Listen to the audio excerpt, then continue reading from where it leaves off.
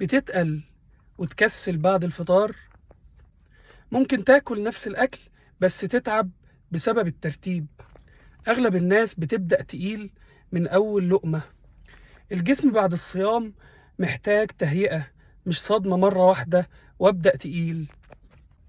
زي ما قلنا قبل كده، نبدأ بكوباية مية، تمراية أو 2 أو 3. ده بيصحي الجهاز الهضمي بهدوء.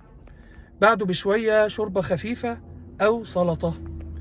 تبدأ بالبروتين الأول، فراخ، لحمة أو سمك. طب إيه فايدة الترتيب ده؟ فايدة الترتيب ده إنك تشبع أسرع وما تتقلش. كمان الترتيب ده يخلي السكر يرفع بهدوء مش فجأة. مثال سريع اختصارا للكلام: نبدأ بمية، تمر، شوربة أو خضار، بروتين زي الفراخ أو السمك أو اللحمة، آخر حاجة النشويات زي الرز. الترتيب مهم، بس مهم جدا برضو إنك تعرف احتياجك من السعرات الحرارية في اليوم وتظبطها. تابعونا وبكرة إن شاء الله نكمل أخطاء السحور الشائعة.